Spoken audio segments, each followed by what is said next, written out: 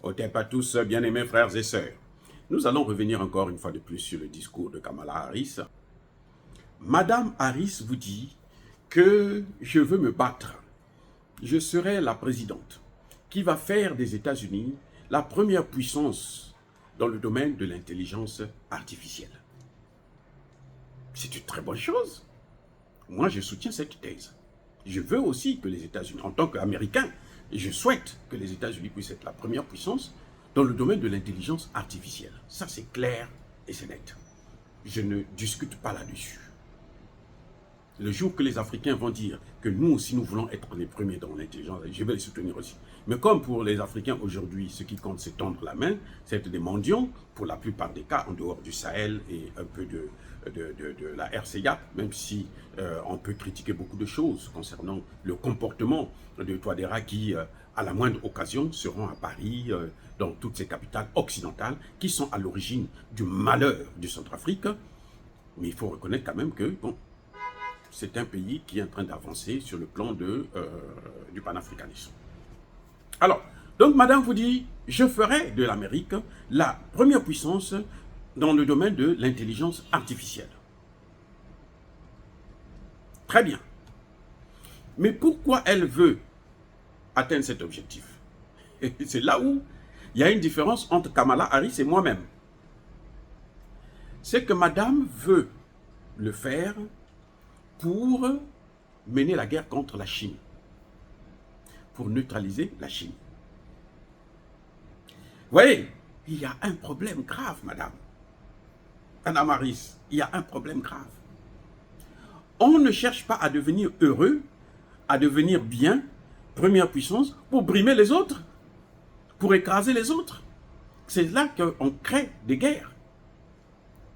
Et vous comprenez pourquoi les démocrates sont un parti va-t-en-guerre. Tous les présidents démocrates ne font que faire des guerres, partout dans le monde.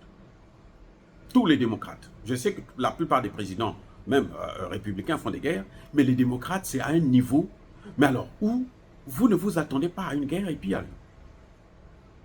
et Obama est allé faire la guerre en Côte d'Ivoire, Obama est allé faire la guerre en Libye. Même lui, le noir. Et après, il vient, il se rencontre des Noirs, il leur dit on m'a entraîné, on m'a utilisé pour aller faire les guerres en Afrique. Tu es malade ou quoi?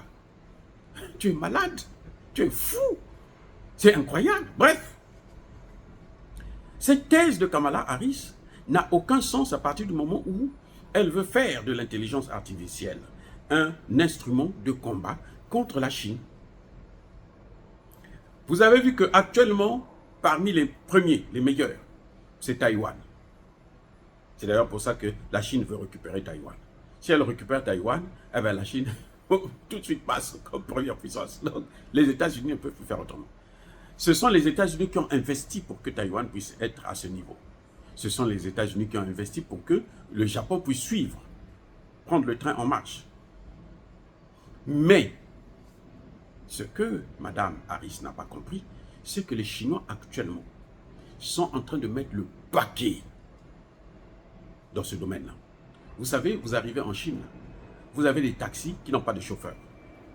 Oui, vous appelez un taxi, le taxi vient, il n'y a pas de chauffeur. Vous lui donnez la direction, et puis bon, il s'en va. C'est ça l'intelligence artificielle. Ce qu'on appelle les semi-conducteurs, les les plus petites puces qui existent dans les ordinateurs, les téléphones, les voitures électriques et autres. Taïwan est parmi les premiers. Mais au moment où nous sommes en train de parler, la Chine est en train de mettre des investissements mais énormes pour rattraper le retard. Au point où, comme quand la secrétaire au Trésor américain plutôt, est allée en Chine, c'est pour demander à la Chine de stopper cette avancée, d'arrêter de faire d'investir dans l'industrie de haute technologie. Bien entendu, les Russes ont refusé. Donc, vous voyez, il y a un problème avec Kamala Harris. Mais ce n'est pas tout. C'est que Kamala Harris n'a pas compris que c'est ça qui a fait l'échec de Biden. C'est à cause de ça que même les démocrates ont demandé à Biden de se retirer pour laisser la place à Kamala Harris. C'est à cause de ça. de ces guerres qu'il est allé chercher partout dans le monde.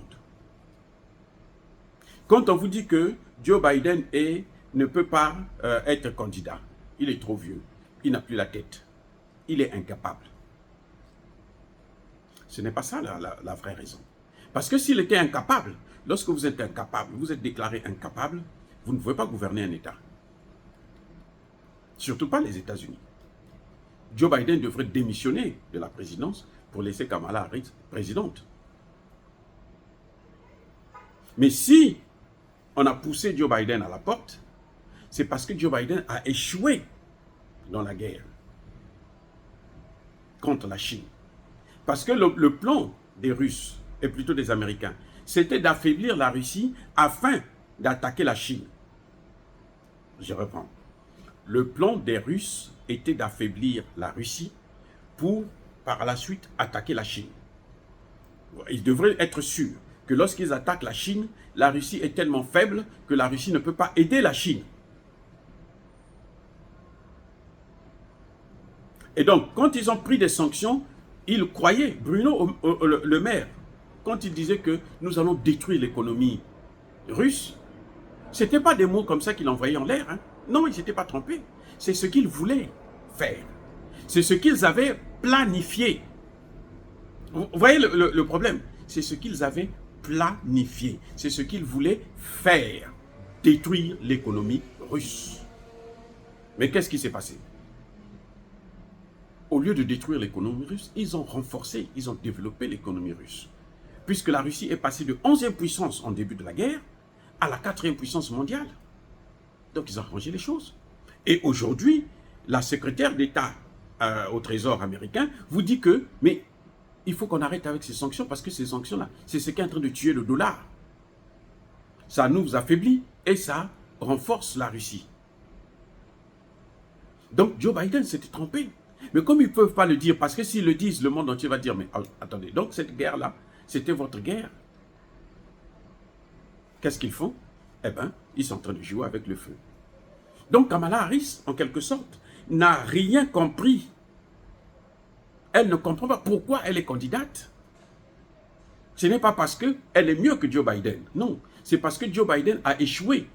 Et là où Joe Biden a échoué, madame revient sur les mêmes points. Elle veut positionner sa ligne de conduite sur ça. C'est pour ça d'ailleurs que Donald Trump dit qu'elle n'est pas intelligente. Vous voyez pourquoi Donald Trump le dit? Parce que Donald Trump a dit, mais attendez, elle ne comprend pas que Joe Biden a échoué. La politique qu'il a menée là, c'était une politique d'échec. Donc, c'est une autre politique qu'elle devrait proposer. Mais elle vient avec la même politique. Donc, elle n'est pas intelligente. C'est qu'elle n'a pas compris pourquoi elle est candidate. Pourquoi on l'a choisie elle? C'était pour... Elle a l'expérience en tant que vice-présidente. Elle connaît les dossiers, elle a côtoyé ces dossiers. Mais elle n'est pas capable de proposer quelque chose de nouveau, puisqu'elle s'aligne sur la politique même de Joe Biden, c'est-à-dire, mais jusqu'au dernier Ukrainien. On va continuer à soutenir l'Ukraine, alors que, mais c'est de l'argent qu'on est en train de jeter dans un tonneau de Daev. Et quand vous jetez l'argent comme ça ne plaît pas, ça appauvrit les États-Unis. Vous voyez, les banques sont en train de fermer, l'inflation est en train de continuer à augmenter. On a beau investir beaucoup de dollars pour freiner l'hémorragie, mais ce qui est clair que l'économie, on est en train d'aller vers une débâcle, un crash, mais alors une crise grave. Parce que quand ça tombe ici aux États-Unis, l'Union européenne va tomber, la Grande-Bretagne va tomber, le Canada va tomber, les pays de l'OTAN, du G7 vont tous tomber. Eh oui. C'est pour ça que Trump vient avec une autre vision, qui est de négocier, parce qu'il sait que la guerre est déjà perdue. Et ça ne nous avantage pas. Voir comment il faut faire pour ramener, par exemple, des pays comme l'Arabie Saoudite et autres pour soutenir le dollar. L'Arabie Saoudite vient de vendre 70% de ses réserves du trésor, en bons de trésor américain. C'est l'économie qui est en train de prendre un coup. C'est le manque de confiance. Et comment redonner la confiance? Voilà le vrai problème qui se pose. Comment redonner la confiance au monde entier pour qu'il continue à utiliser le dollar? Car la force de l'économie américaine, c'est le dollar américain. Ce n'est pas l'armée américaine. Parce que même l'armée est forte puisqu'il y a le dollar qui est là. Puisqu'il faut investir. 750 milliards de dollars par an, c'est pas n'importe quoi. Donc, il faut trouver une autre alternative.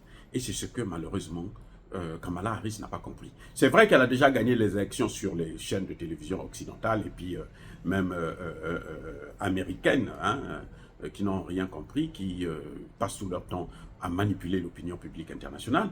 Mais en réalité, non. Elle n'est pas à la hauteur du défi. Elle n'est pas à la hauteur de Trump. Elle ne peut pas battre Trump avec de tels discours. Non. C'est un discours qui a échoué. C'est un discours qu'on a reproché à Joe Biden, même si on ne le dit pas assez ouvertement. Mais la réalité, c'est ça, je vous ai déjà parlé de ça. Joe Biden a été poussé à la porte parce qu'il a échoué. Lui, il a choisi de faire la guerre contre la Russie pour l'affaiblir et attaquer la Chine après. Et c'était malheureusement mal évalué la Russie qui a pris le dessus, qui est en train de gagner cette guerre, qu'il a déjà gagné même, selon des experts les plus sérieux aux États-Unis. Dire cela, c'est inciter à la haine ou à la violence? Non, il n'y a pas colère. Encore une fois de plus, bien-aimés frères et sœurs, je persiste et je signe. Soyez bénis, soyez abondamment bénis par le Dieu décrémité par nos ancêtres Jésus. Mais que tous ceux qui persécutent le continent africain le pillent et le déstabilisent, qu'ils soient noirs, blancs, chinois, arabes, juifs, indiens ou qui qu'ils soient punis, maudits, foudroyés, neutralisés, écrasés, effacés par le Dieu décrémité par nos ancêtres Jésus. Vive l'Afrique éternelle, j'ai dit et j'assume.